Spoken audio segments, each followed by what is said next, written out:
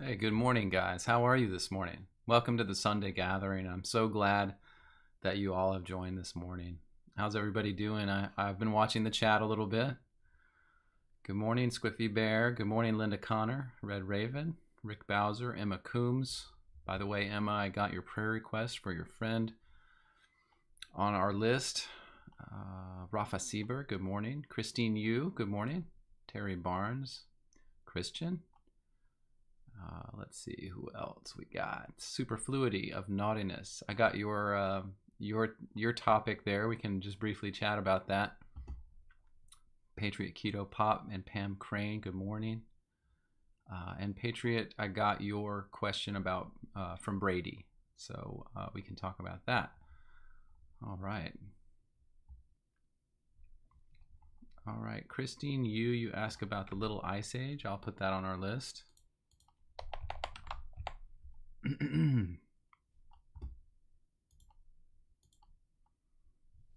right, guys. Krista Ray, good morning.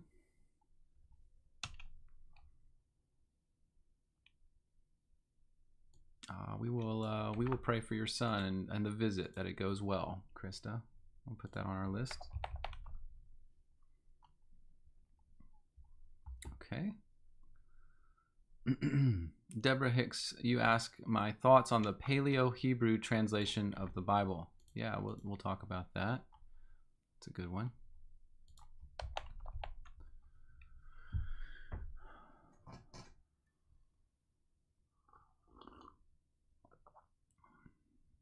Yeah, Emma Coombs, it made me think in terms of your friend.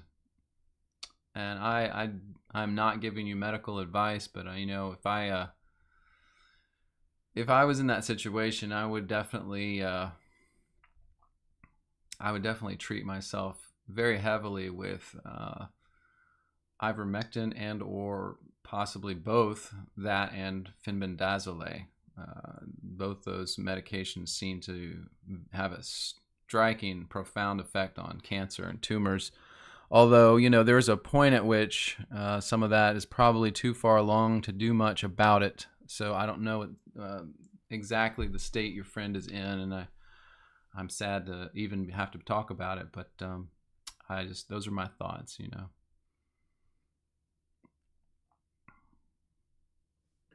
Hey, Christine, thanks for the thanks on the haircut. Yeah, I have such thinning hair that it's really a bother to me, and so I'll grow it out, and then when it gets longer, I don't like it. I think it's gonna be good, and then I get it longer, I don't like it, and then I have to cut it again. So it's just one of those things, I guess. As you get older, you just do the best with what you got. But I think the kind of crew cut looks pretty good still, so I'll probably keep doing that. Oh, thank you, West Wind. Thank you.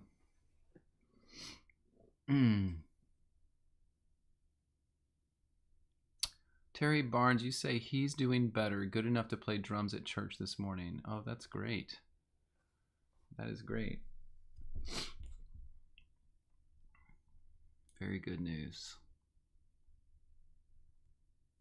Red Raven, thank you for the compliment on the video this week. Yeah, I think it came out pretty well.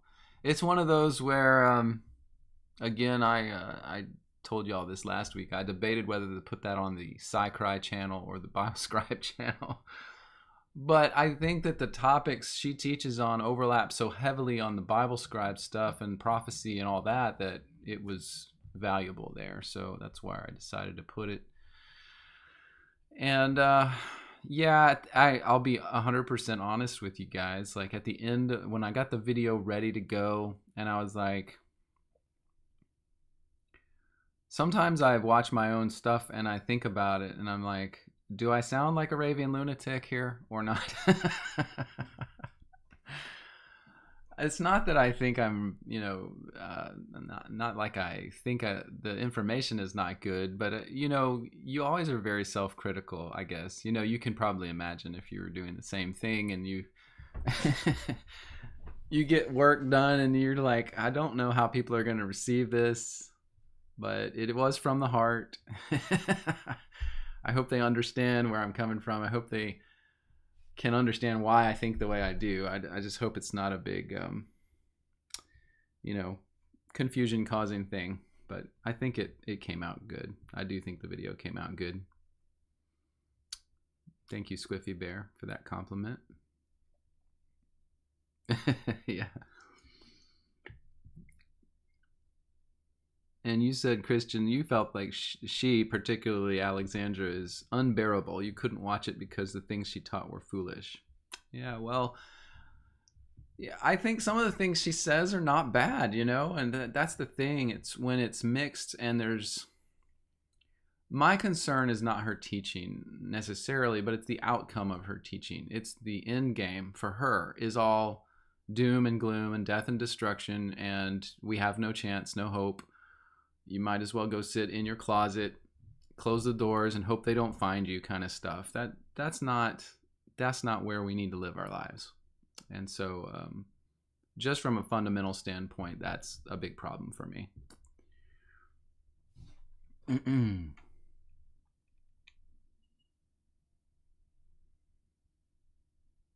Ed Mack, you say something about JT follows JC the other week with the trilogy of our timeline. And I think you're asking if I saw any of it. I did not see that. I didn't see it. I don't really, by the way, I don't really follow those guys much. I mean, I know kind of sometimes when y'all tell me what they're doing, but I really don't spend a lot of time, I don't know, following their stuff. So it's good that you guys kind of let me know what's going on. Good morning, Puckwitchy and Silenzio. Gay Marie Beasley, good morning. All right. Well, guys, we got room for a few more topics. So if, mention some things, I may have to make stuff up. That'll be interesting too, but we could, you never know what I'll come up with.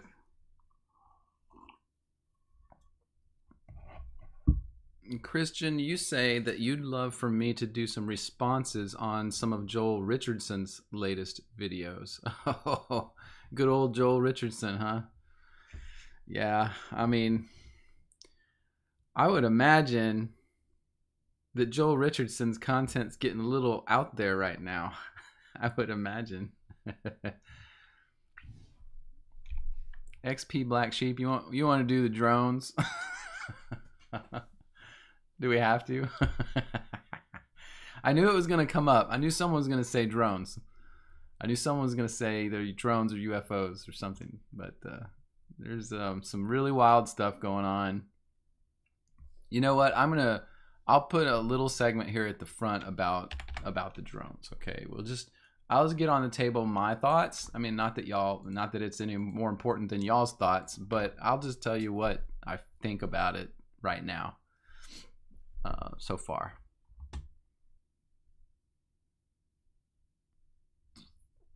Emma Coombs, you ask, why do some people think that Yahweh isn't the creator but a different God? Yeah, I don't mind if you want us to talk about that. We can talk about that. I have talked about it quite a few times before, but I don't mind bringing it back up.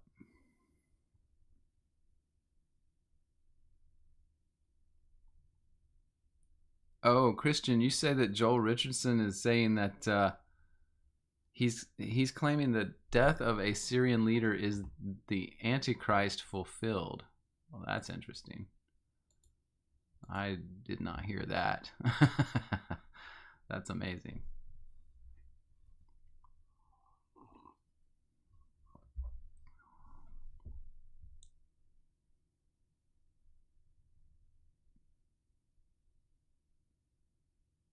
Okay.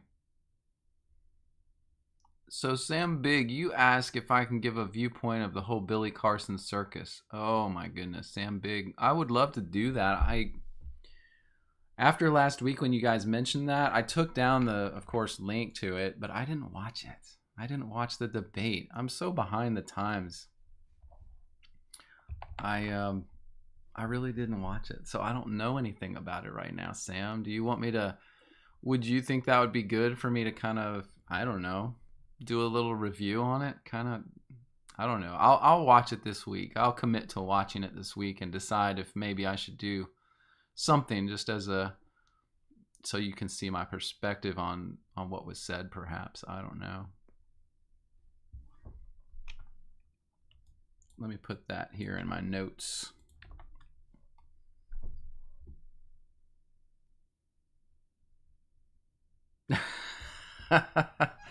Squiffy, are you asking me about the talking donkey in the Bible?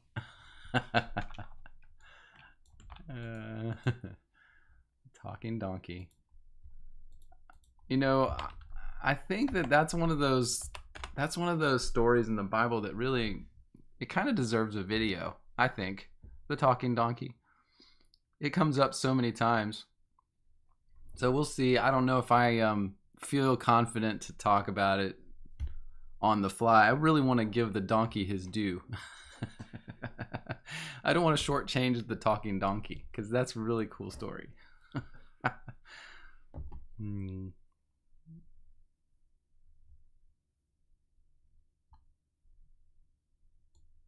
Silenzio, you ask about the difference between God the Father and Jesus Christ, which we can talk about. Yeah. Okay.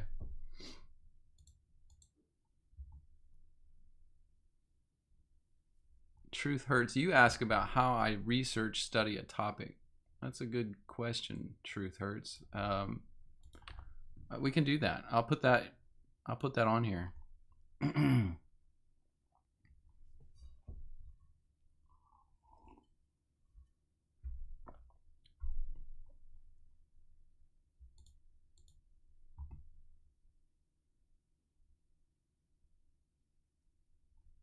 Rafa Sieber, you ask my thoughts on Bill Donahue's interpretations. Bill Donahue, I can't believe that name has come up again. Oh my gosh, Bill Donahue. I'll give you my 2 cents really fast on that one before we get started here. And I actually used to have a video. Do I have the video anymore? I used to have a video on Bill Donahue. Nope, I took it down. I took down the video on Bill Donahue. Yeah, I thought I did. It was a little antagonistic, so I did a kind of review of Bill Donahue's work a while back, but I took it down. But I'll give you my 2 cents in the beginning when we start here. All right.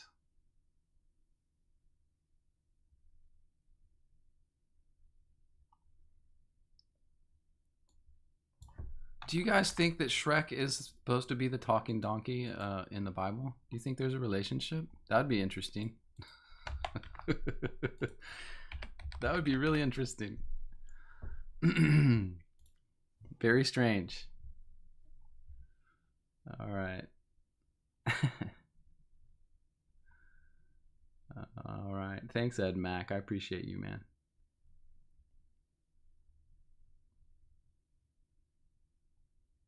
Lucas Williams, you have a comment. I think that comment is about Billy Carson. Yeah, he seems to be a little bit of a sensationalist, just kind of trying to say things that get on people's nerves or make them, crazy. So, Tony Thomas, you ask about Edom and the Amalekites and the Jews. No, I haven't done anything on that. I have looked into the Edomites and whether or not I felt like there was enough substantial evidence to say that those were the current modern day Jews or the Amalekites for that matter. I was not able in my research to find a really substantial connection between the two. Okay. To me, again, as I've said in other videos in the past, I felt like the modern Jews were more related to what is called in the Bible Gog and Magog. They are from that area. The Khazarians are from that area of the world, both now and from the ancient past. And so to me, that's more of a fit than Edom and Amalek. But It is an interesting line of thought. I just haven't found any good resources for trying to discover whether that's true or not.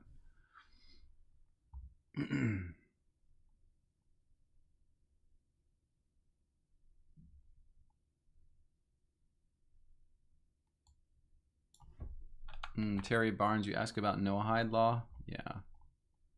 All right. Well, we've got a good number of topics now, so I think we probably should think about getting started here. And looking up for him, Pilgrim, you ask a question. I'll throw that at the end, but I don't know if we'll be able to get to it because of all the rest. We'll see. We'll see how fast we can go.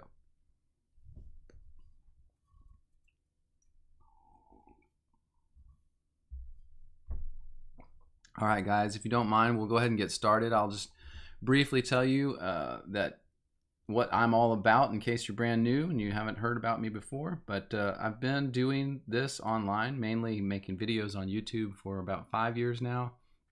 I guess we're getting close to the 6-year mark, so I better like update my speech here. But I have this website, bible-scribe.com, which includes all my work, catalogs it all for you. You can check everything out, new and old. Some of it I have, of course, curated over the years as I've changed some viewpoints, but most everything I've done is on here. And you can see it has updates, recent things that I've done, as well as you can scroll to the bottom and see pretty much a list of everything that you can get to. I'm on many different platforms: YouTube, Facebook, Spotify, Rumble, Truth, X, and Telegram as Bible Scribe. And I have a Bible application that we're going to be using. It's linked here on the home page. This is it over here. Ooh, I don't want to change that page. I've been working on something on Deuteronomy 32. But anyway, this is the Bible application. You can see there's many books that are available here for you to look through, search through, read through. Jewish writings, Christian writings, apocryphal writings. I have that all here, and I made this tool because I couldn't find anywhere else online where I could literally search through all of them at once and cross-reference them at once. There's no other site that I know of that does that. So I built this tool. As time has gone on, I've let people use it. You can use it too. You can register for free access right now. And then get access to all these writings.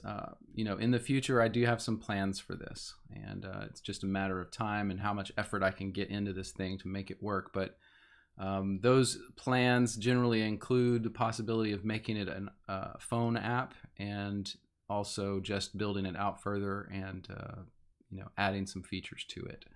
So hopefully that stuff will happen in the future. All right. I would like to mention on Facebook, not only do I have a page, but I have a prayer group. And if you are interested in joining and praying with us, it's very focused. We don't chat about everything in our lives or come up with topics in there. It's just about prayer. And I think it's very valuable for all of us. So if you're interested in that, go there and request access. You can come to the website and click on this tab, the Facebook link, and it will take you to my page. And at the top of that page, there is a tile here that shows you about the prayer group, which you can ask to join. All right. So with that, let's go ahead and think about prayer requests and do a little prayer before we start today. Please mention any prayer requests that you have, and we will put those in our prayer group for you guys this week.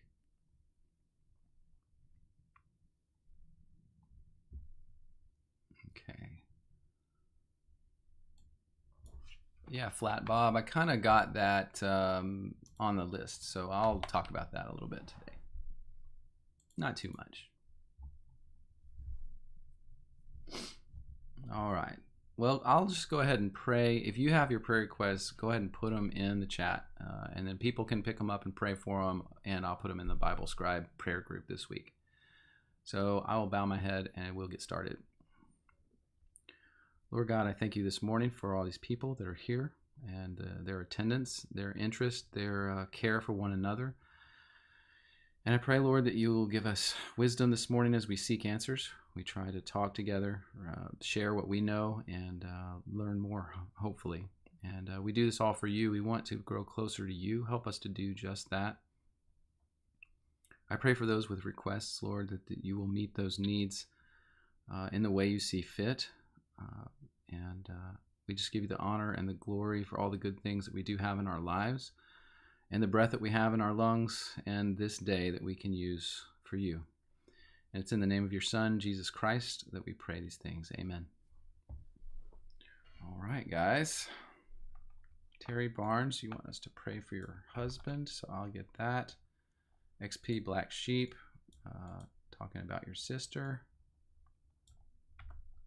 All right.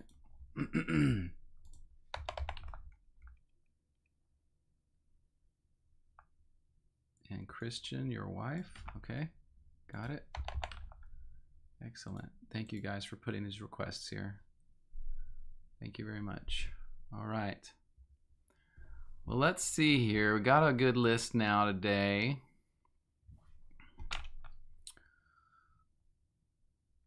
All right, let's start with just going down the list. I'm going to do it like I usually have been doing it now. We're just going in the order I put things down. It's no particular order. And this is Rafa Sieber. This is your question about my thoughts on the teacher, Bill Donahue. I want to show him on the screen so people understand who we're talking about. This guy is Bill Donahue, and obviously, as you can see, he was teaching, and it was a while back that he was teaching. These videos are probably from the 80s, perhaps the 90s, but you can find him easily on YouTube. He has a channel. I don't know if he's doing anything new. I'm not sure he is. Let me see. Home. 3 years ago was the latest video posting. So I maybe he was recording up to 3 years ago. I don't know. I'll just say this. I don't want to take much time on Bill Donahue, but the video I had done on him was scathing. And it was because his teachings are Gnostic teachings. They are very Gnostic teachings. He thinks that all of the book of Genesis has nothing to do with reality, but it is instead allegorical and symbolic of human nature, if I remember everything correctly. And so all the different parts of the story in Genesis and creation, and he relates all of that to like the human psyche and I don't know, things like the chakras, that kind of teaching, not necessarily that specifically, but that kind of Eastern mysticism teaching. And so I would just like to say, like, I fully disagree with almost every single thing I heard from him, period. So I don't encourage you to waste your time with Bill Donahue, but I would encourage you if you I don't ever want to stop anyone from doing their own research. I'm just saying this guy's way off the rails, man. Way off the rails. And it was funny when I did that video, apparently a bunch of Bill Donahue followers got wind of my video. And they started just coming and saying terrible things to me about how I was so stupid and I just didn't understand what he was teaching and all this other stuff. And it was just like, really? So anyway, here nor there, but Bill Donahue is not someone that I think should be on anyone's list. He's a Gnostic as far as I can understand. And I actually kind of think that he kind of is sensational a little bit. Like he may be just doing this because he doesn't really have any other income. That's the impression I got. Like this is his job, and so he makes the most of it by teaching this wild, outlandish stuff. So anyway, I'm not here to necessarily bash him other than say everything he teaches is just wrong. It's just wrong. So anyway, let me see what you guys say about that. If any of you guys are familiar with him. Let's see. Yeah, not much comment on him. I don't know that a lot of people have run across him, so I had not heard anything about him till someone else, and it was a long time ago, of course, asked me about that. And yeah, he's out there. I mean, and by out there, I don't just mean that in the sense of like trying to slam him. I'm just saying he's making stuff up. Like, he's just making stuff up. So anyway, all right, let's move on then to the next topic. And we've got a lot, but I wanted to get some of these shorter ones out of the way. And so we're gonna quickly talk about the drones and UAP phenomenon.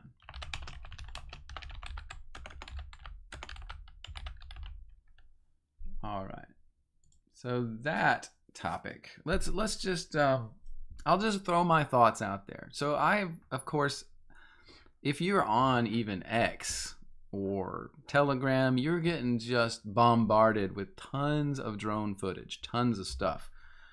So I mean, we can just start with the fact these things are actually appearing. They're real. If you call them drones or whatever you want to call them, they are real. They're all over apparently the eastern seaboard near New England right now. I think that I've heard of them being spotted in many states, but mostly in Jersey, New York, Maryland area. And there's been some opinions that have come out. Now, the interesting thing about it is of course, they haven't done anything. Like, the drones themselves, other than people saying it looks like they're spraying some things in the air at times and just hovering, they're not doing anything else, okay? So it's obviously some sort of surveillance that's going on, okay? That seems to be quite obvious. And, you could imagine that if the surveillance they're doing has anything to do with, well, let's just say we've got sensors and technology all over the place, including in drones and everything else that can do things at night. So it doesn't need to be light for things to be done with these drones. They can be detecting things, looking for things, etc. at nighttime. Of course, we have night vision, FLIR, infrared, all this other stuff. So those are all the things that are possibilities of what's going on here. I will say also that almost all of these drone sightings look like man-made machines, man-made things. Okay, so most of them, by the way, if you've noticed, they have blinking lights. Well, my question, that's a very specific thing. The reason planes have blinking lights is specifically for visual identification in the air. And if you know anything about boating is the same thing. Boats have a red light on one end and a green light on the other, and that's so you know which direction they're headed, their orientation when you see them at night. And so planes is the same way. They have specific lights, and some are blinking, and it has specifically to do with aviation in America and in the world. Like, there's reasons that those lights are there. That to me is like 100% undeniable proof that these are man-made vehicles, whatever they are. And so that's another aspect of this. So first, they're real. Number two, they can definitely be doing some kind of reconnaissance or scanning. It seems to be what they're doing at night. And then number three, these definitely seem to be man-made. Okay, just the majority of everything that I've seen looks totally man-made. Now, to me, the interesting part is that a few different people have come out anonymously on 4chan or related types of websites. Reddit, I think there was a post there by somebody. People that say that they work in this field, like defensive drone technology, okay? And they say the overarching testimony of these people is that they believe and know, according to them, that these are surveillance drones that are being deployed either in a live situation or a preparatory situation for detecting nuclear materials. And the reason that's important right now is because Iran is under this, not Iran, but, well, Iran's part of all this conflict in the Middle East, but Syria just, of course, went down. And, of course, Syria has nuclear material, and they have, according to what we understand, they have warheads and things like that. So if a group of, quote, Syrian rebels just took out Syria and took out the government of Syria, and then all this nuclear material is now exposed, and then you have both Israel now bringing troops into Syria, and the United States is also working with them, and we're not only bringing people into the country, but we're bombing things in the country, which I still don't understand. I don't understand why the United States and Israel are bombing places and locations in Syria. Why are they doing that? It's supposedly supposed to be some band of Syrian rebels that took over the government. So why are we bombing locations? Well, it seems to be that Israel wants to simply level the place and start from scratch and take it over. That seems to be Israel's MO in all these different conflicts. Like, can we gain control of that land? I mean, it's really hideous, and I mean, it's beyond selfish. It's just brazen. So anyway, back to America and what's going on with the drone situation. If those people that have popped out online in different places at different times and said things about this is nuclear material sniffers, that's what these drones are doing, then apparently there is a nuclear threat at the present time in the United States that we're not being told about. And I believe personally that is the reason that the FBI, like, oh, who is that jackwagon that's always trying to talk? He's from the FBI. He's the lead FBI guy. He's such a jerk. Oh, what's his name? Why can I never think of it? What's his name? Not Christopher Wray. The one that's always doing the press conferences. Anyway. I believe that the reason that they are so tight-lipped about it is because there is a nuclear threat right now, or coming soon, and that they're sniffing already. They're either getting ready for it, or they're already trying to detect if there's any nuclear material in the New England area on the eastern seaboard. Terry Barnes, you asked, don't we have planes that sniff nukes flying around? Yes. We do have planes that sniff nukes. I have actual personal knowledge of this. But I think that the planes, of course, I think what they need to do in this case is just blanket a huge area. That's why the drones have come into play. I think the plane sniffers may have a limited range, and this way, instead, they can blanket the entire area. And I mean, I don't know everything about it. You know, if there's a nuclear warhead or nuclear material, I don't know how those detectors work. I don't know how they work. They could be to where they have to fly these drones low so they can get and detect this material, these warheads, inside a building, underneath concrete. I don't even know. You know, it could be underground that they're looking. I don't know. So there's so much of that to me seems to be in play here.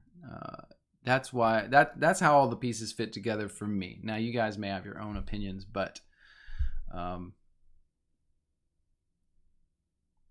yeah. And Flat Bob, your comment about that you don't believe nukes exist, that something the size of a briefcase could level a city.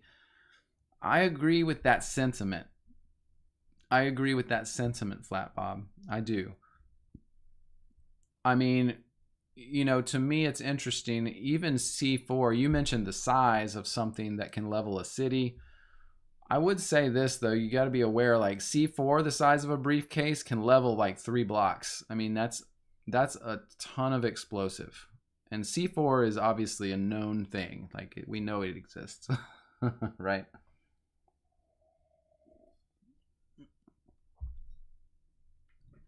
So my jury's out on the nuclear thing. You know, there is, of course,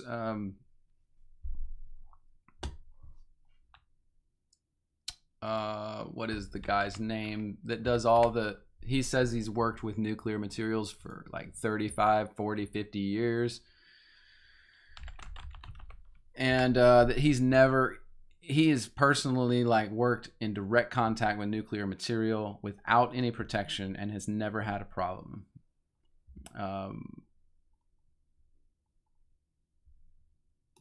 What's the guy's name?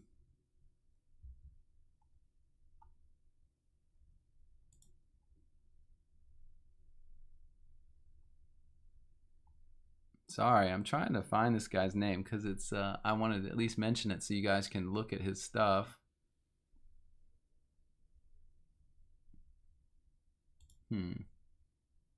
Galen Windsor, that's his name. There's videos you can find online by a man named Galen Windsor, Galen Winsor. And Galen Windsor, let's see if I can bring up some photos of this guy so you can see. Yeah. So this guy has these interviews that he had done a long time ago. I mean, you can see they're probably from the 80s, 90s. And he worked with nuclear material for a very long time in his life. And his conclusion after that, working directly in contact with nuclear material and not having any problems, no radiation sickness, nothing, his conclusion was that nuclear material was it was a farce, and that there was no such thing as nuclear weapons, and that it was used as a scare tactic by the largest nations in the world to keep people in line, to scare people to death, to keep the citizens in line. And so it is a very interesting possibility to me that this is possibly the case. But we do know, of course, we've seen some massive bombs go off. And so I think of things like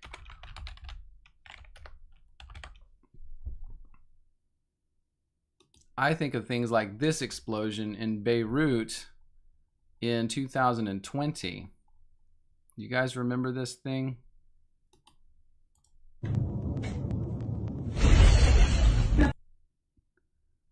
Sorry if that was loud, but that massive explosion that occurred in Beirut, Lebanon in 2020. I mean, that is a massive bomb. So we definitely have that kind of a bomb. And to me, if there is that kind of a bomb and that's not nuclear, then they can definitely use that type of bomb and stage it as a nuclear attack and tell us it's nuclear, and people would believe it, right? Because that looks like a nuclear explosion, right? So a very interesting set of circumstances we find ourselves in, where it seems like there is something going on right now where nuclear is involved. And is it everything we think it is? Are these drones what we think they are? To me, it seems like they are government drones and that they are being used to sniff and find radioactive material or something like that. I, again, have all the same concerns that you guys have about nuclear and everything else. Now, one person mentioned EMPs, and I want to talk about that briefly. Puckwidgey, you mentioned it, but Crazy Cat Lady, you asked about EMPs.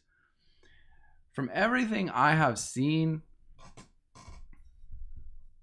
I believe what Puckwidgey is saying, that it is another boogeyman. They have said EMPs forever. Like, oh, it's this huge problem. You know, they've got some people so scared out of their minds that they're like, we're going to all go down with an EMP. And if they used an EMP on the United States, they're like, within 5 days, the entire economy would break down. People would be killing each other. You know, there have been things like that I've heard over the years. The problem is I've never seen any evidence that EMP is really real. And the other thing is, think about the circumstances, the set of events that would occur if the media came out and told us that there was an EMP attack coming. Let's say they did that today. The news media, and we're going to go with NBC News. They come out and they say, we have gained intelligence that some crazy yahoos, they'll probably blame Iran or Russia. Russia is going to drop an EMP on the eastern seaboard tomorrow or tonight at 10 p.m. And then what happens? We all are like, oh no, that might happen. Who knows what's going to happen? And then at 10 p.m., all your power goes out. Okay? All your power is out, and it's out for good.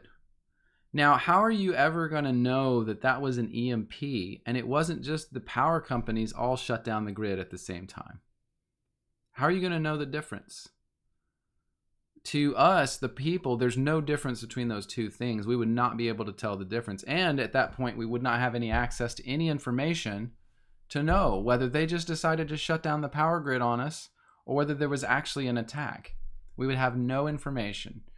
And it would, to me, that alone is enough to make me think, well, they could just as easily just say that we had an EMP attack and turn everything off on us and then watch us scramble around, you know? And so I don't think that you have to worry about an EMP attack. The other thing about that is that if they did shut down, something shut down all the grid and all the power, then the people who have control in this world would lose all their control.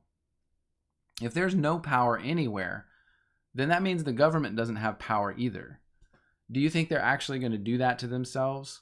That there would be an EMP attack and that would actually happen? No, I don't think that's going to happen. So I would say that the EMP attack is not something we should worry about.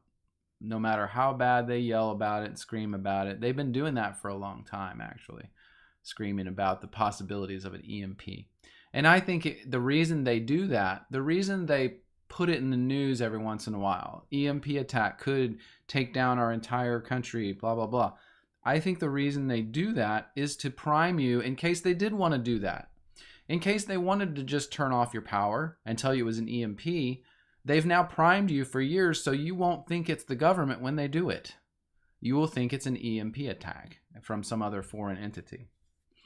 So again, to me, the EMP thing just feels like total crock-a-poo. All right.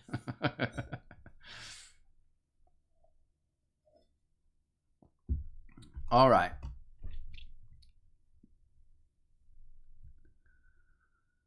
All right. We had a few new people come on in the meantime. Good morning, John Jones. Good morning, Stacia. And good morning, everybody else. If I missed you, I'm sorry. Let's move on to the next subject.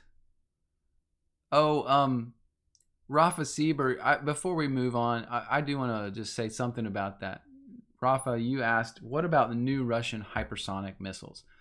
Do they arrive before nuclear deploys? The answer to that is, from what I've heard and understand, yes. These different countries that have hypersonic missiles, and by the way, America does not have them. From what I understand, the liberals and people like Obama and Biden have so just destroyed our military in terms of funding, in terms of the ability to do R&D development on new technologies, all this stuff. From what I understand, if you go outside the American news media and you listen to people in other countries, for instance, what I hear from Russian people is that their technology so outshines the United States at this point, it's ridiculous, that they could literally take out our entire carrier groups, all of our Navy carrier groups, at the same time instantly before the Americans can even react. So, yes, as far as I understand it, Rafa Sieber, that is probably correct, that both China and Russia have those abilities to literally strike America before we can even raise our alarms sufficiently to strike back. So, yeah, I think that is actually the state of the world right now. And we as Americans are still fed the the propaganda that we're so great and we're so smart, we have the best technology and blah, blah, blah. We're just fed that over and over again. But the reality is we have fallen behind on the world stage because of the people that have been destroying our country from within. And that's a very sad thing for our troops who are in harm's way, and their equipment is not up to par with the people that they are actually fighting against. Now, of course, all the battles and fights we're in right now are just shell games for NATO. We're not doing anything good in the world right now. So it's just a big fat mess, really. Absolutely, Stacia. Too much pride in this country. And that's been, of course, I mean, I don't feel completely responsible for that because that's been given to us. That's how they propagandize with us with that. So yeah, it's terrible. Yeah, and Crazy Cat Lady, you say you don't live your life in fear. I don't fear this stuff that we're talking about. I'm not afraid of it. Like and I'm not trying to cause fear in anyone. But again, I think in general, my outlook is still very positive for our country. We just got to get through this horrible time period where the guys who are going out of power are still throwing everything they've got at the wall to try to do whatever it is they think they're doing. I personally feel like the globalists they're so over with. They're so done and they're so beaten that they don't even realize it. It's like they don't even realize it yet. And they're just, I don't know. It's so bad.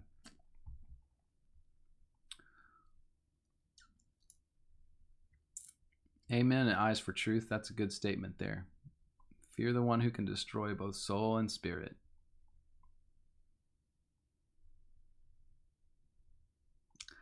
All right.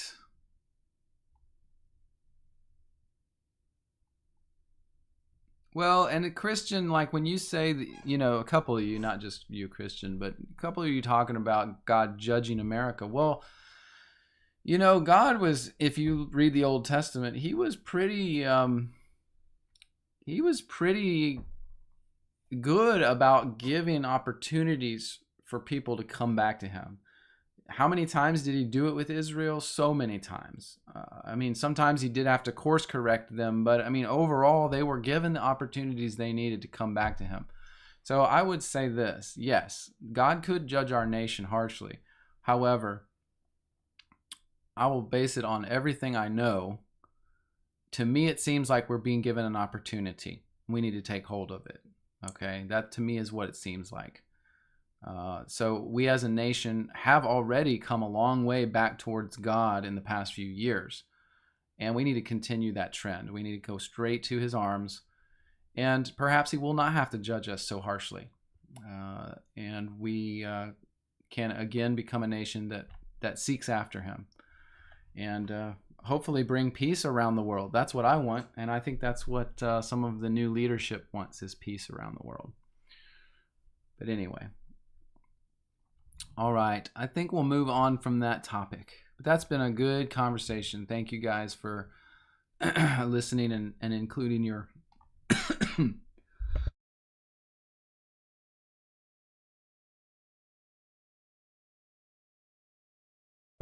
Sorry about that. Yes, pray for peace.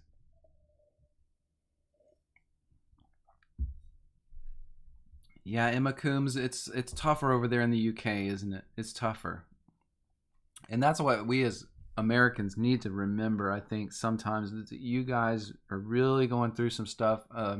Australia has gone through, just as far as I can tell, some hell on earth in the past few years. And Europe especially is, just going through some terrible stuff. So we need to also be praying for you guys. But I think there's a lot of people also in the UK, in Europe, that are changing the same way. It's just, it may take a little longer there, I think. That's my impression. It may take a little longer. There may be a little more that has to occur to have people turn back, turn towards God. So I just would hope and pray that does happen.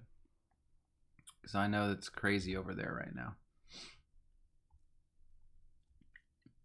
I see the questions about Bitcoin and XRP, but I don't necessarily want to get into them. I'm not. I'll just say I own both. I own some of both, but not much. Does that matter? I don't know. It's kind of me like a diversification thing, but I don't think it's of primary importance, honestly, to people to invest in those things. I don't think that you're going to get, for instance, your cheese is going to get left in the wind if you don't invest in crypto. I believe crypto will be a part of the world going forward, but I don't think it's going to be a necessity that you enter the crypto space for your livelihood to continue, to escape some kind of doom. So I wouldn't again make any horrible predictions about crypto, or if you're not in crypto, but it seems to be a point of diversification if you can do it, if you want to do it. But I can't recommend a certain coin either way right now. So anyway, all right, next topic for today. What have we got? Oh, this is this is a good one. It's Patriot Keto Pop. This is from Brady, right? Should Christians support the current government of Israel? So we're kind of like dancing around the same group of topics here, but I'm not going to spend a ton of time on this one, but I wanted to at least give you my opinion in case you haven't heard it. But I believe in general right now, okay, let's look at it from just Christians. Okay, Christians anywhere in the world. Should Christians anywhere in the world support Israel? The current government of Israel is how you said it. My statement would first be no, I don't think that you should, and I don't understand why any Christian would think they need to, quote, support Israel or Israel's government. Now, I guess all of that thought comes from the Bible verse that talks about those who bless you will be blessed and those who curse you will be cursed. Let me see if I can find that verse real quick. Okay, so on my screen now I'll show Genesis 12. This is God talking to Abraham, saying, "Get thee out of your country, from your father's house, into a land I will show you. I will make you a great nation. I will bless you and make your name great, and you will be a blessing. And I will bless those that bless thee, and curse him that curses thee. And in thee all the families of the earth will be blessed." So Abram departed, etc., etc. So it's interesting. This is Abraham. Now, sorry, I'm thinking through some of this in my head at the moment.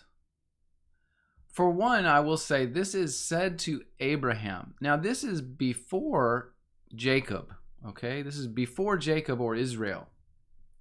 This is before Moses. This is before all of that, before the law. So this is to Abraham, of his descendants.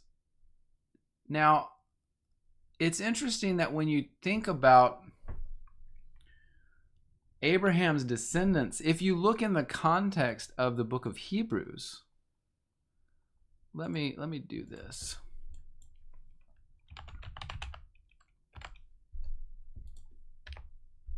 Yeah, so in Hebrews, Abraham's all over the book of Hebrews. But see here for instance, Galatians 3:29. If you are Christ's, then you are Abraham's seed. All right? So this to me and other verses in the book of Hebrews make me think, when I look back at Abraham, I see him as my forefather, as a Christian. And it's because of these verses in both Hebrews, Galatians, and the New Testament. Okay? that say that we have the inheritance of Abraham because of Christ, right?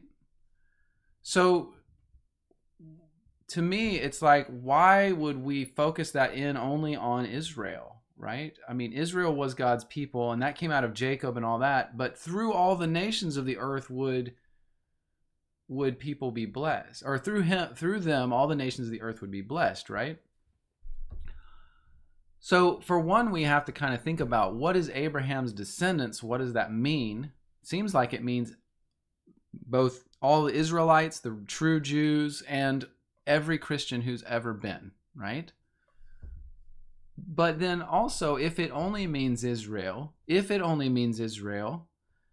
then we look at what happened with the nation of Israel, and we see that it most likely ended in the 1st century with 70 AD, when God destroyed their temple. The Israeli people were completely scattered, those that were left, and the majority of them were killed. And then today, when we look at Israel, we look at the nation of Israel, we see a people that doesn't seem to have any genetic heritage or much at all to the original Israelites. In fact, there's, as I've studied that specific thing over the past, I don't know, month or so, I've been looking at that a little bit. Israel has gone out of its way as a country, and the media and the government has gone out of its way to suppress information about the genetic heritage of the modern day Jews.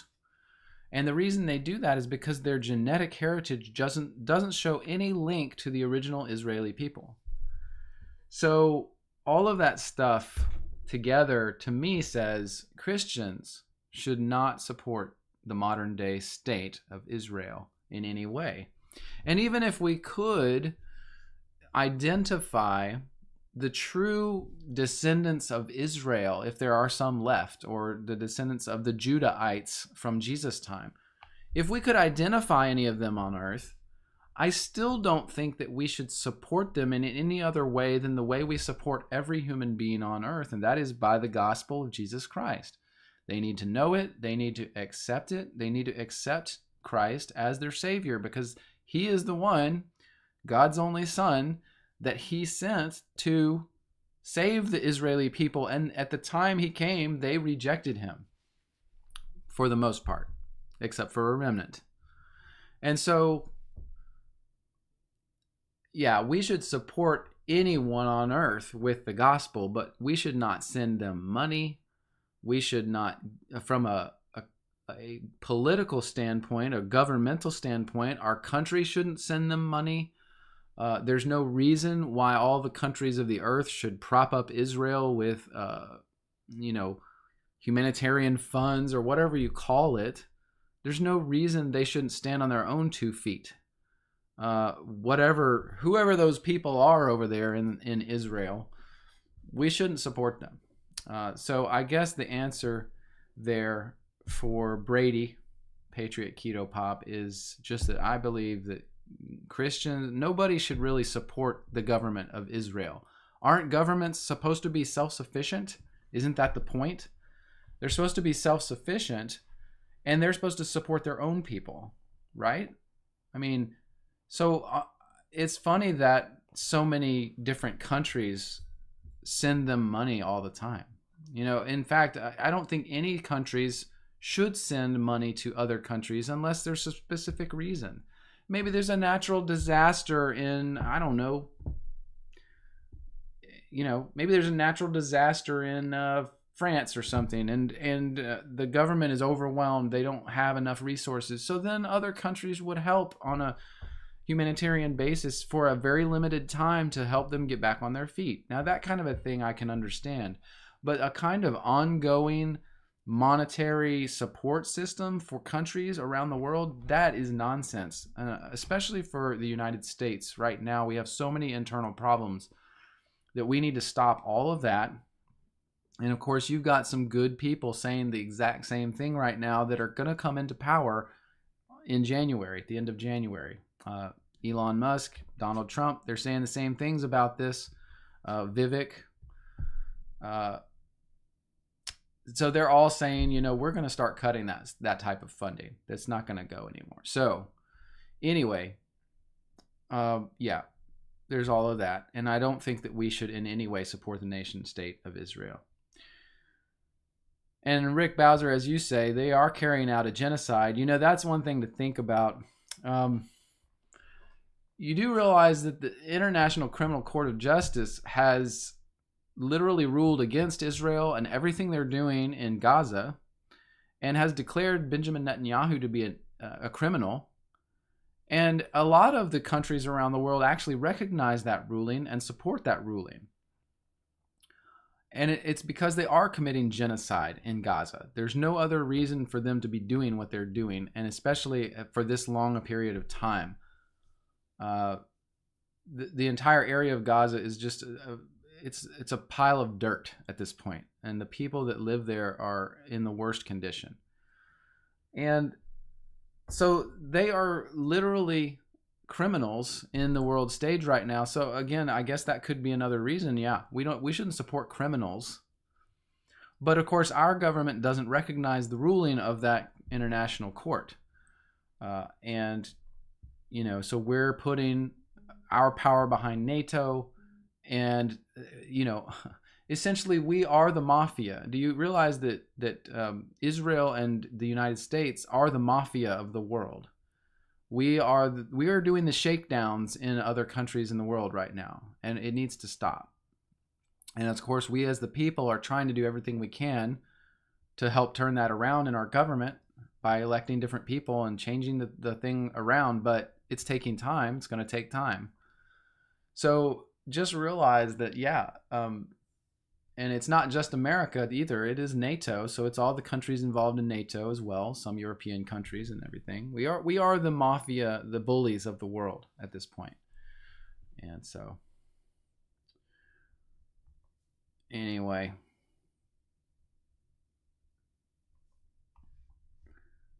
Well, Stacia, I hear what you're saying about Trump, Elon, etc. But I would encourage you just to, you know, we'll see as time goes on, won't we?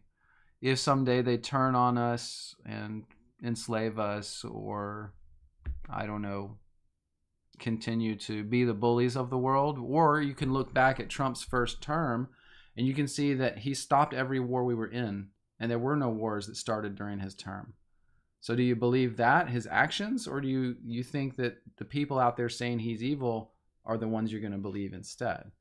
I don't know. I mean, you know, we'll just have to see, won't we? But as far as we can tell, he's probably our best option for a future in which we don't have to fight wars overseas anymore. All right. Let's move on to our next topic. Man, we're not going very fast today through these, but that's okay.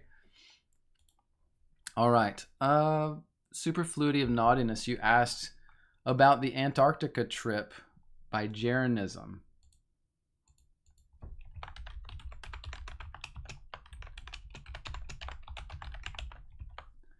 And I'm just going to mention it briefly. I don't want to spend a lot of time on this.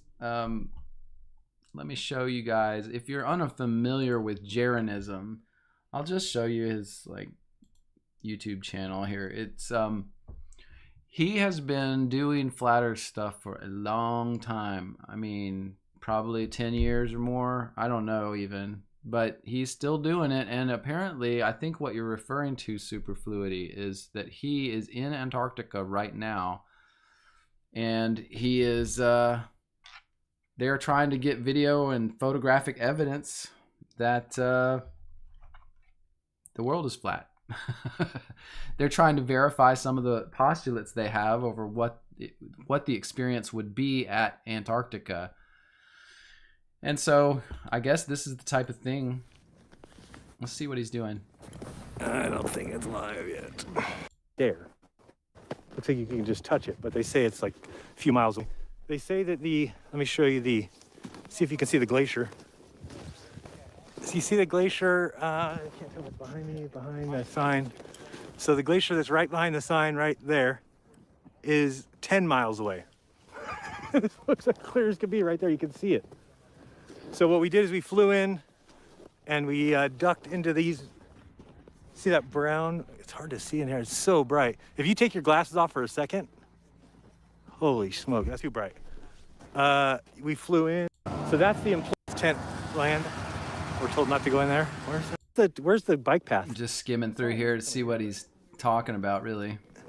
Yeah, they got like a 10K loop for bikes that from California. It's pretty easy. The liners too. They're not actual. Yeah, pretty easy. Because I'm from California. Now she's trying to run cover for you. Well, it's just true. I mean, he's not really. That's the point. He's actually just wearing These are liners. Water, fill the bucket all the way up with boiling hot water. You then put it. All right, that kind of looks like he's just going around the place they're staying down there. I don't know what has been said about this or not been said about this, or if they've had any ability to test some theories down there with photographic or video evidence. I don't know. This is just something that I did know was coming, and just thought it's interesting. I may take a look at some of this stuff this week because I am curious as to what they're finding out, if they think they're finding anything out, or if they're confirming the opposite side of the viewpoint, that some of the things that the globe earthers are claiming about the movement of the sun down there and stuff do actually match. So that'll be interesting to hear what they say. I can't vouch for his conclusions at all, but Jeranism's an interesting person. He's not a Christian from what I understand. And that may actually have changed in the time that he's been doing this, but I don't think that the last time I saw him, he was a Christian per se, but he has just been wrestling and fighting for the flat earth viewpoint for like years now. And so interesting stuff.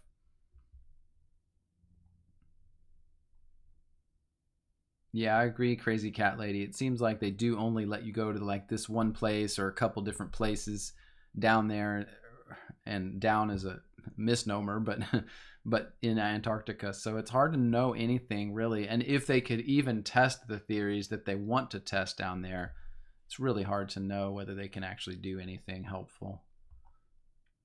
Linda Connor, you say he helped you personally a couple years ago. Yeah. That's awesome.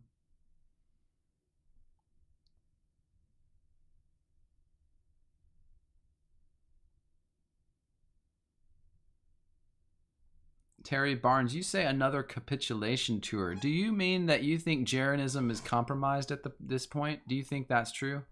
Is that what you're saying? Puckwidgey, you say he worships himself? I don't know, man. I don't know. I haven't watched his stuff in a long time. I've only seen, I used to watch a couple of his videos every now and then just to see what he's up to. So Puckwidgey, you think he's been a shill. That's interesting.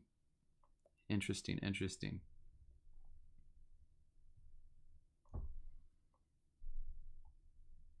Yeah. Truth hurts. You say he's blasphemed Jesus multiple times. Well, that's a shame. That's really a shame.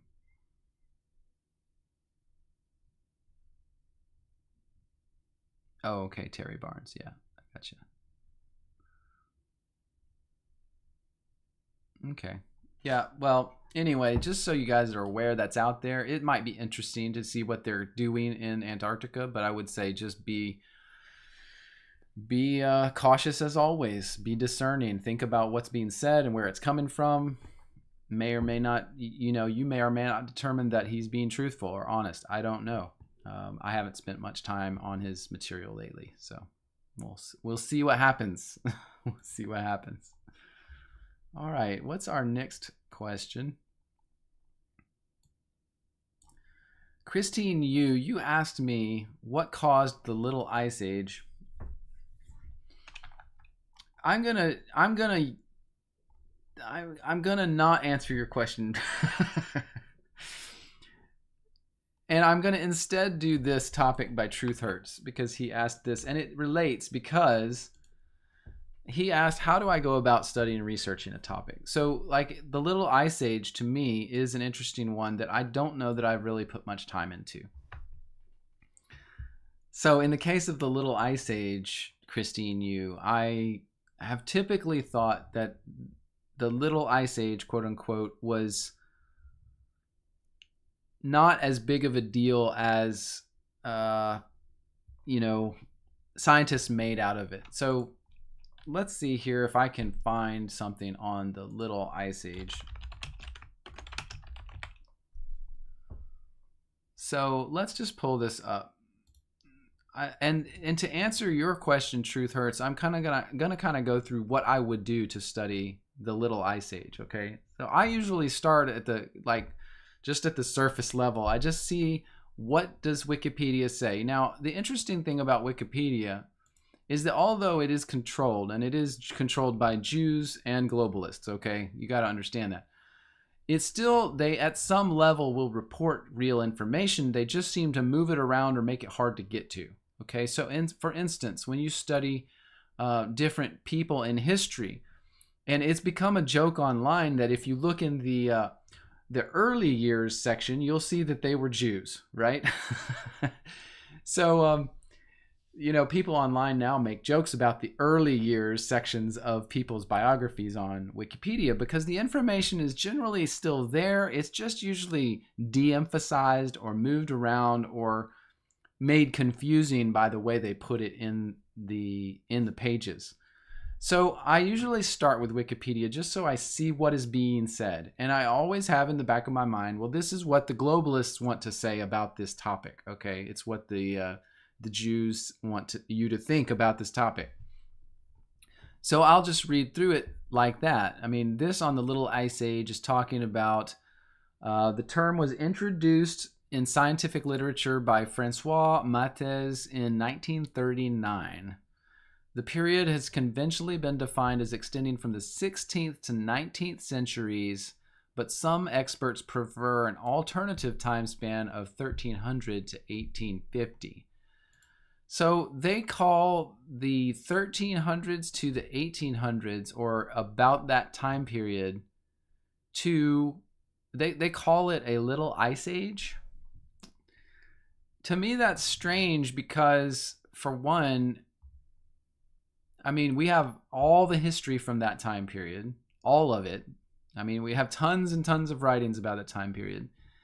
And for that to be anything other than just a lower climate range, temperature range than maybe in our current time period, that to me seems problematic, that it can't be this huge ice age like where you have frozen mammals and stuff like that. So you can see here on this chart that they show, this is interesting. So they think, of course, this is based on all sorts of telemetry data that they extrapolate into the past. So when they want to find out what was the temperature in the year 300 AD, I'm not 100% sure, but I would believe that they use extrapolations based on soil samples to see, either try to estimate how hard the freezes were during the winters. So they'll measure soil samples, and they'll be able in the strata of the soil to see the freezing periods, because the soil changes, right? And so during the freezing period it gets hard and then it melts again, and that causes a striation in the dirt, in the soil. So what they'll do, I believe, is they try to measure those things and then plot that data against a graph like this. And all of that is just to say that it's not that accurate a science, okay? There's so many factors that are involved in what they do that I don't think it's actually a true science, and they get a very accurate picture. Now, what we do see here is that this chart is saying global average temperatures show the Little Ice Age was not a distinct planet-wide period, but regional phenomena occurring near the end of a long temperature decline that preceded global warming. So they're trying to actually use the idea, apparently, of the Little Ice Age to promote the idea of global warming. You see at the end of the chart, they have this spike, right? At the year like 2000 or so. But you do realize that over here on the left, these are simply like halves of a degree change, okay? So first of all, they're extrapolating data from our history that is very inaccurate, okay? and it's not necessarily, quote, a science. But then they're plotting that against, again, bad data in the present time on our temperatures. And overall, just realize this graph shows you a 1 degree difference, a 1 degree difference in change from year to year. So this chart is been formatted to try to make you believe in this spike here at the end for global warming. So to me, the quote, little ice age that's here, we would see in history as nothing. We would never hear anyone talk about it. If it was 1 degree cooler, or even the way this chart plots it, according to the previous time periods, it was less than 1/4 of a degree cooler during that period. So the idea of calling it a little ice age is absolute nonsense. And I believe that from even what I'm seeing right here, this, again, every time I've thought or talked or heard anyone talk about the little ice age, I've felt like it was a scam. And so little ice age, there you go. I could do more research on it. I don't want to go into more on this on the live stream, but to me, the little ice age theory is, first of all, it was never talked about until 1939, and then now it seems to be this ploy to get you to believe in global warming. So then to go on, like, to Truth Hurts, your ideas about your question about how do I research or study a topic, it would depend, of course, on the topic. For instance, this is not a biblical topic. When I study a biblical topic, I immediately go straight to the Bible and I start searching for all the things that I know about on that topic. And then I make a list of keywords, different keywords or keyword phrases that I think would be applicable to this topic. And then I search for all of those. When it's a biblical topic, I start in the Bible always. And I start usually with my tool here. I can do things like, I know verses in my head. I'll say, oh, that verse has, like I just did with the blessings and curses. I know that that verse has the word bless and curse in it. And I can search for that and find all the verses in the Bible that talk about bless and curse in the same verse. So I use a variety of searching techniques in the Bible to start with biblical topics.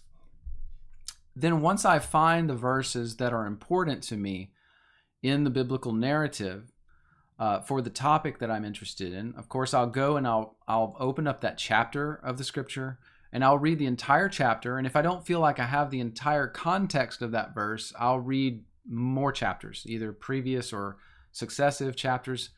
I have been known to read the entire book over again if I felt like I didn't have the context in my head already from the book. So if it's Genesis, I might read a good portion of that to refamiliarize myself.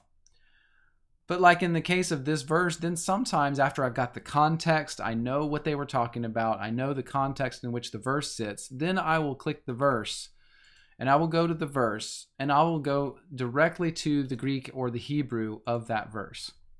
So then I usually use this tool on Bible Hub to go through the English and look at all the Hebrew words, because I do know a few Hebrew words and I know how they're used. I know some of the forms they use, the prefixes, etc. So it helps me to understand more about what the Hebrew is saying here. I will then, of course, if I have questions about a meaning of a verse or a word, I will go to Strong's, use that right here to go to the meanings of those words, make sure I'm not misconstruing how the verse is actually translated, because this here in the English column is an English translation. I'm not even sure which translation is used for that, but sometimes I will clarify that with myself.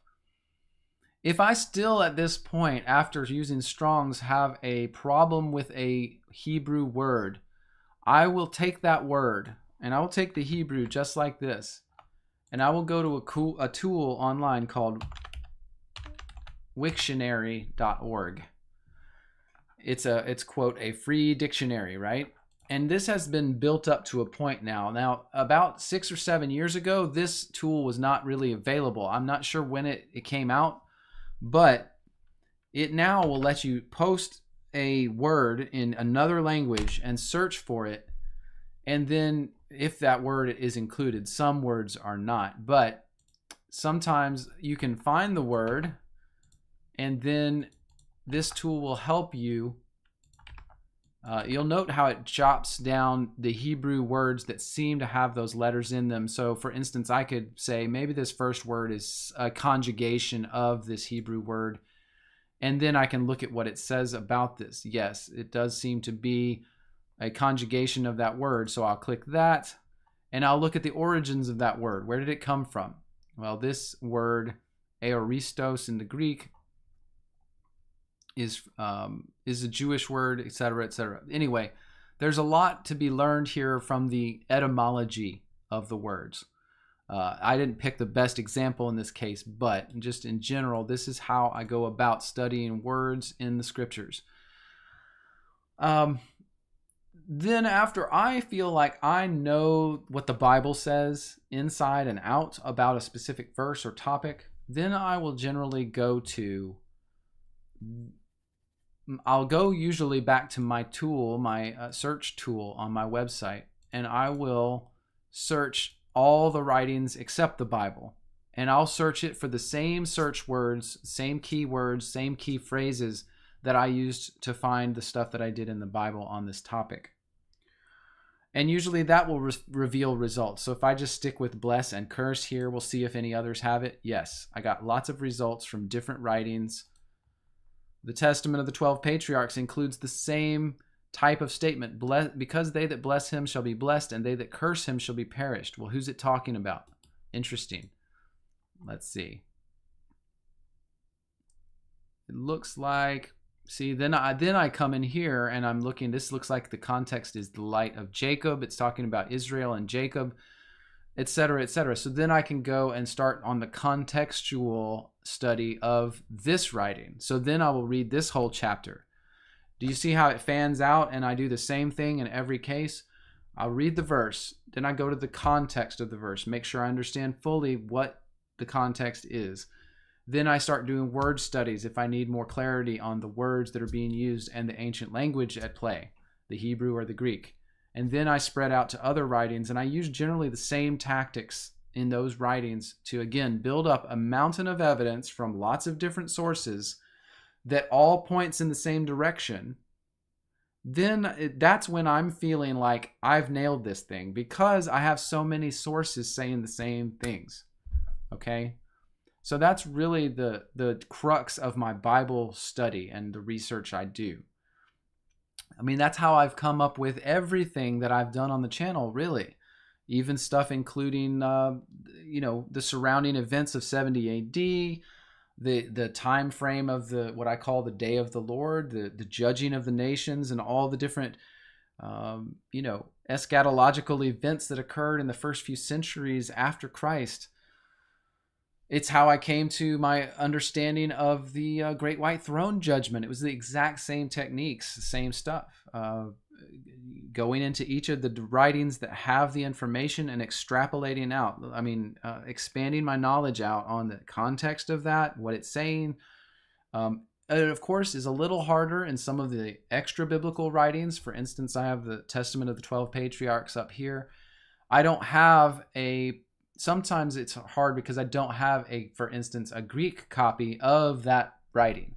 Now, sometimes I will go find that. I have done that with some writings in the past. I'll find as close as I can, an original language of the original manuscript of a writing, and I will start doing word lookups and find the places that I need to do the word lookups and make sure it is, exactly what I think it is in either the Greek or the Hebrew.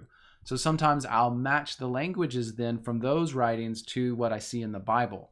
Again, it's an effort of matching and comparing, and that's why some of my research, I think, is able to transcend some of the other people out there, because at the way I do it, even though I'm not a fluent Greek speaker or writer, I'm not a fluent Hebrew scholar, but I can get to the same places that they get to. And the reason is because I'm doing it comparatively. I'm comparing all the writings. In fact, by doing that, you're going beyond even some of the most renowned scholars, because sometimes those scholars, they simply teach themselves Greek and then they read the one writing and interpret it, right? They don't go and do a comparative study with all these other writings. So I feel like in doing that, I am bringing stuff to the surface, helping find the matches between things that many people just, they don't find. Even scholars and people in the fields of study of these ancient writings, I feel like sometimes they are short-sighted because they focus in on a writing and they don't branch out, and they don't know the corpus of literature that's out there that actually speaks to the same topics. Instead, they are, again, they're focused on particular writings instead of the corpus of literature and the comparisons between them.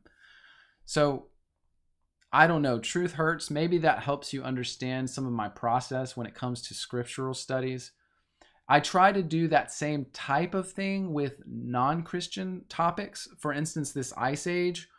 My next steps for the Ice Age topic here, if I was going to study more on the Little Ice Age, I've read what Wikipedia says. I've got an opinion about that, right? I shared my opinion that it looks like it's kind of used as a tool to make you believe in global warming. So I would take that premise and I would now start fanning out and finding other material, other sources that talk about this little ice age. I would in fact even bring up this guy. What was his name? They said I would find Francois E. Matthes, who they say started this whole thing in 1939. I would try to read his material. Do you see? It's always about primary source material. The problem with a lot of people too is they won't go to the primary sources. They'll read this article on Wikipedia, then they'll go to another article on some other modern site. They'll go to another article, and they just triangulate modern information. Now, I want to go get beyond all that, and I want to go straight to what did Francois Matthes say in 1939 about the, quote, Little Ice Age. So to me, that would be a key part of that research. It's always, again, about primary sources. It's kind of like if you were in a murder case and you were trying to solve it. If you were in a murder case and you needed to know the information and you need to know it as accurately as possible about what might have happened, who do you go to? Where do you go? You go to the witnesses, the people that saw it happen.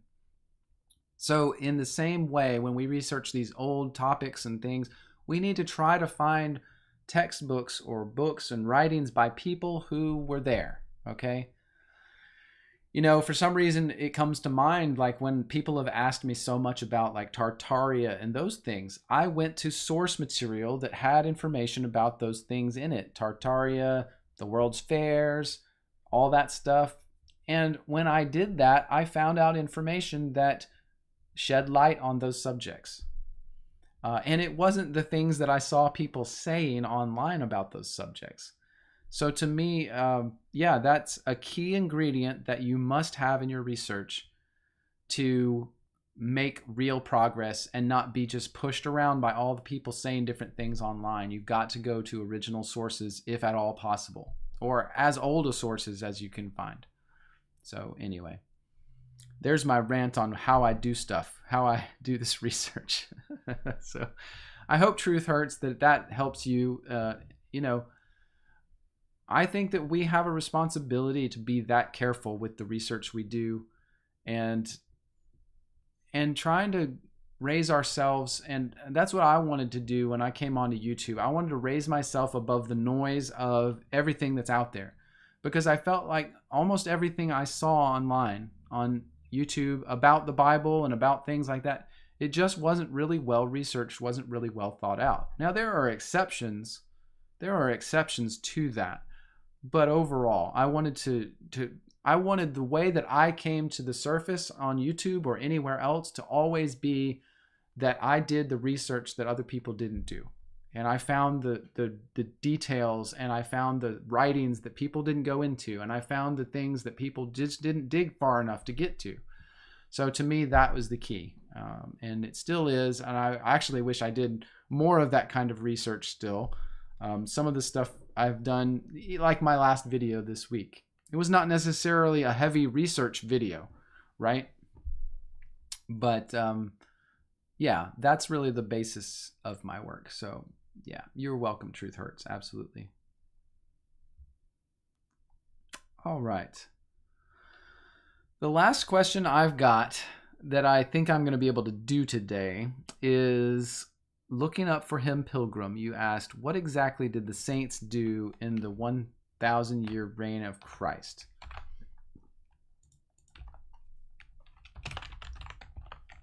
So let me make sure this is on here right. Now, I kind of answered this a little bit last week, and that was because someone had asked, what was asked? Something about, oh, where did the saints go at the end of the 1,000-year millennial reign? And so I had to ask or talk about that. You know, my view on the millennial reign doesn't always square with most people's.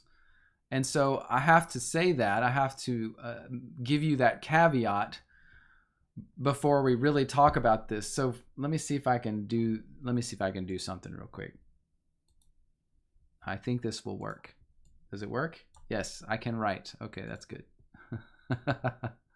Okay.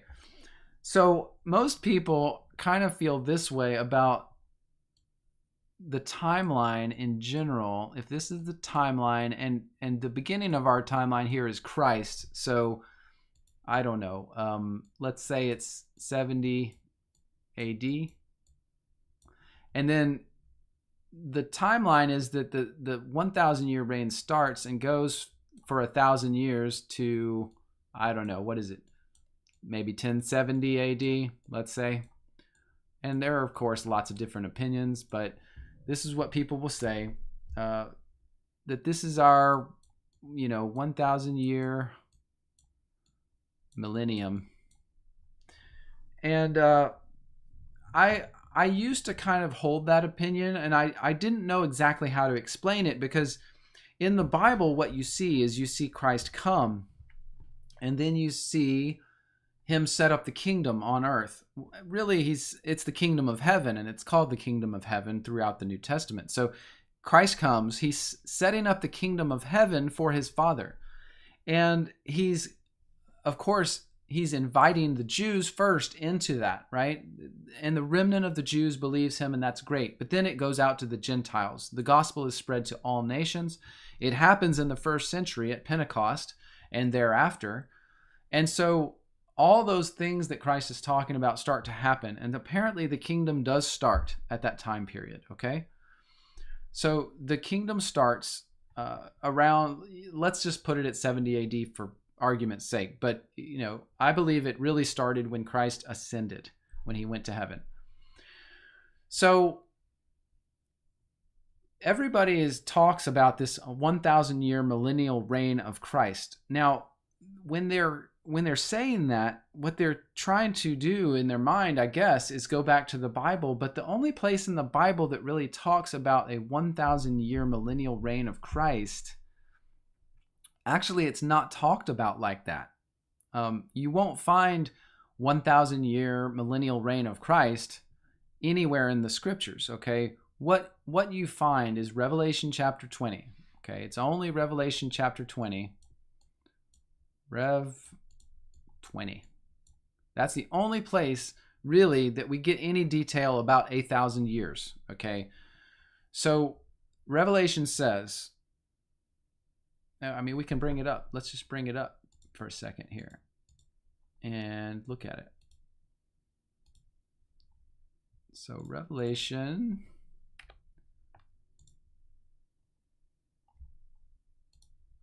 Revelation 20.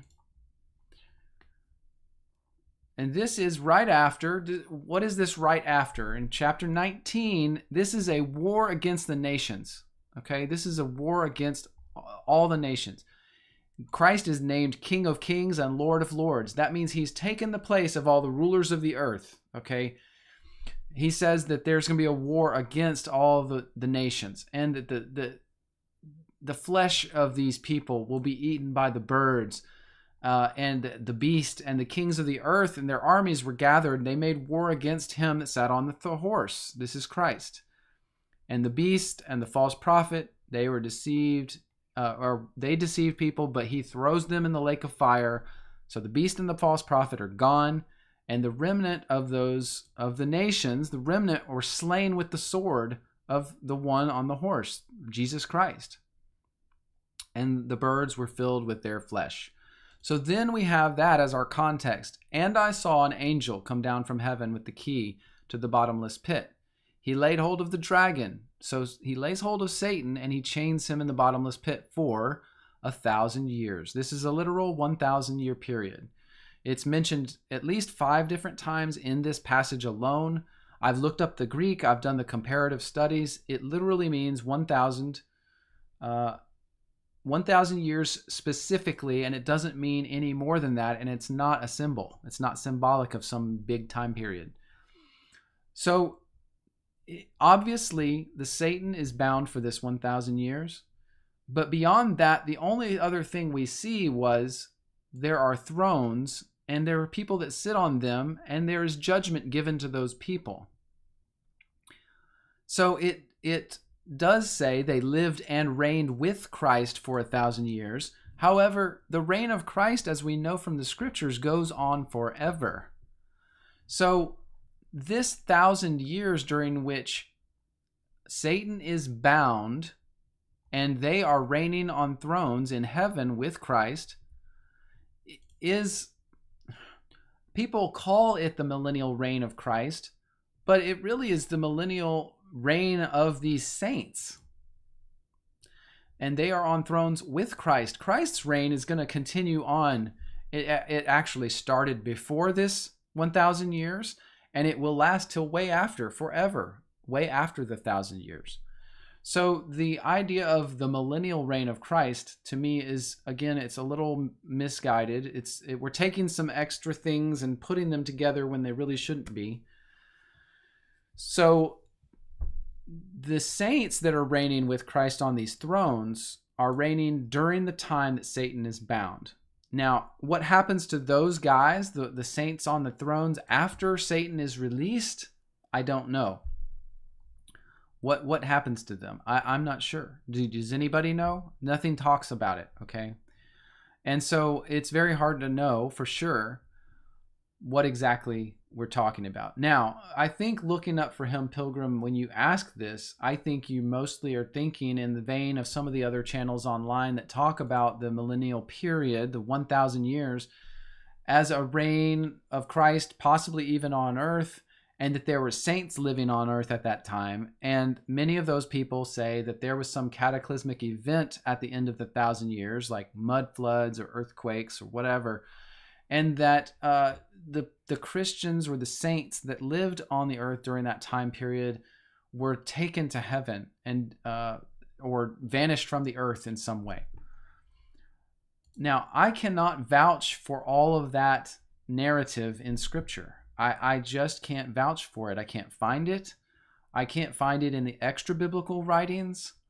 So to me, that is very problematic to say that all those things occurred the way that people do without really, there's no biblical evidence for it. And the, it just, to me, it's problematic. It's something we need to be really careful with. I think we need to also, like, of all the people, and some of you may be on the call that believe that type of narrative, I would encourage you, if you believe that Jesus reigned on earth, or there was some kind of millennial 1,000 years on earth that was amazing and spectacular, and that they had, blimps flying around that charged themselves at the tops of the spires of the amazing buildings around the world and traveled all over, and people were completely free, and it was all Christians and everything. I challenge you to go back and find history books from the time period you're talking about, and you need to read all of them. And after you have taken all of the history books from the 1st, 2nd, 3rd, 4th, 5th, 6th, 7th centuries, 8th, 9th, 10th, 11th, 12th, 13th, 14th, 15th centuries, after you've read all the history books that we've got from those time periods, then you have the right to say, no, all of that was fake, and it was really some millennial reign on earth that like some of these channels are talking about. But until you have read through or can address those history books, which we have so many, then you really don't have the right to tell me or anyone else that there was some special millennial reign on earth during that time period. You know, for anyone to sit outside this discussion and say, no, all the history books are fake, they're all been faked, you then have to prove that. Do you see? There's no, you don't get out of this. There's no get out of jail free card. The people that have this claim about a millennial reign on earth have also the responsibility to find the information out, to find any support for what they're talking about beyond pictures of buildings and mudslides. And I hate to be a little blunt, but that's the truth of the matter. You have a responsibility to find the information that supports your theory. And if you can't find it, then I'm sorry, we're just gonna, as far as I'm concerned, if you can't find it, then I can't listen to that stuff. I can't entertain those ideas very long. I can't deal with it. It's not helpful to me. So anyway, I'm not sure I'm not sure anyone's trying to be deceptive, but at the same time, I think we need to be more careful than some people are being. We need to be more careful. Just need to do our research really and find, if you haven't found your own sources for your own research, then that's your responsibility to do that really. So.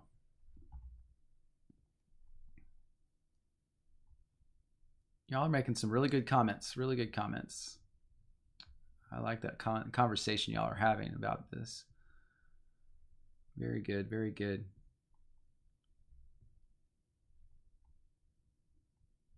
Yeah, Tomcat, you say ruled and reigned in the clouds. I mean, I believe that Christ ruled from his throne in heaven. I believe that the thrones it's talking about, as Christ said in other places in the book of Revelation, were around the throne of God, and that they were set up for these specific saints during this time period. As it says, the ones that were beheaded for the witness of Jesus, and it's something special, and it was during that 1,000 years. And then, of course, whatever happened at the end of the 1,000 years sounds like just the releasing of Satan. I don't know about those same saints at the end of that. Did they continue reigning with Christ? I don't know. Maybe it was only a time period, but we don't have any more detail to deal with in the scriptures about it. So.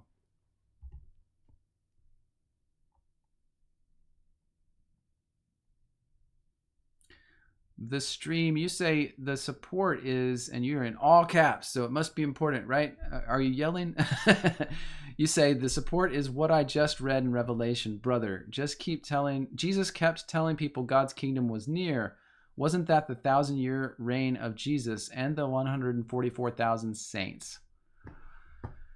Well, I mean, yes, it was. God's kingdom was near, but his kingdom, the near part of that doesn't mean it's physical. In fact, he said, my kingdom comes not with observation. You can't see it. And the word in Greek that people translate to near also means it means near, but it means among you. Like he was saying, the kingdom is among you. Like it's almost like Christ was saying, the kingdom has begun and you're the beginning of it, right?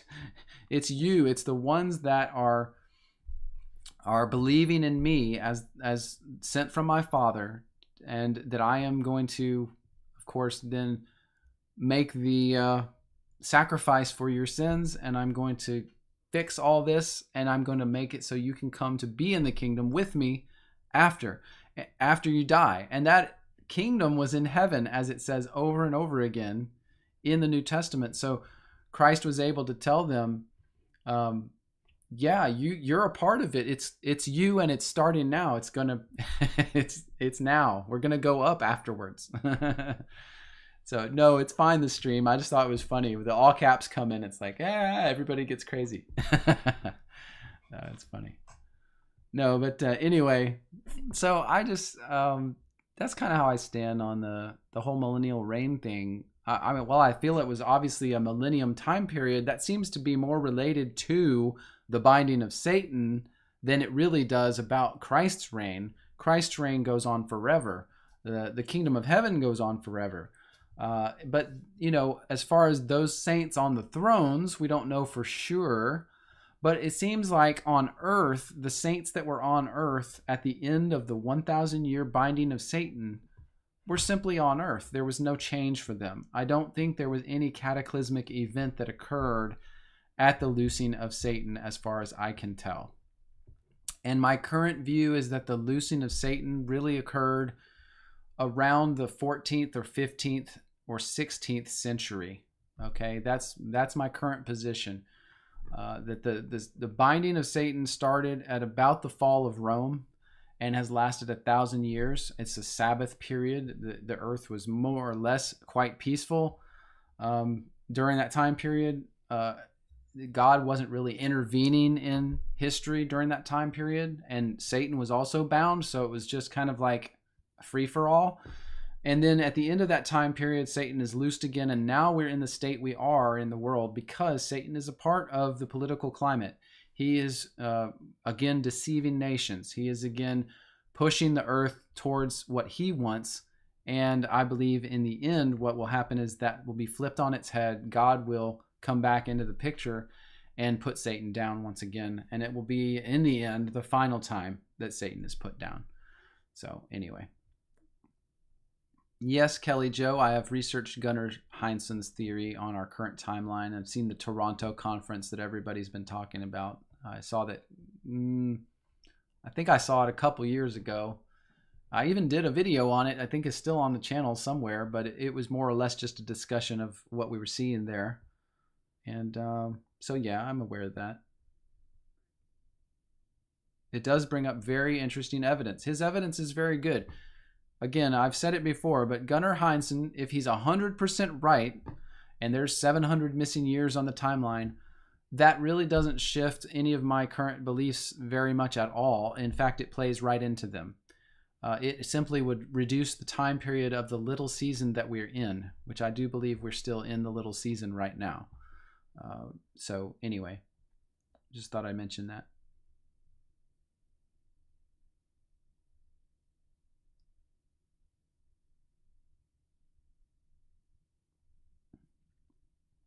All right. Well, I think that we've done some good stuff today. That's about it on the topics. So I think we'll head out soon here. It has been a pleasure talking with you guys. I hope we've gone over some stuff that's helped you in your study and your research and your learning. And I really appreciate you guys' comments every week. I think you guys are getting more comfortable with just talking with each other about things and putting stuff in the chat. I haven't seen anyone being, of course, ugly at all, and I really appreciate that. We can have some different opinions, and that's good, and I just really appreciate you guys. Thank you.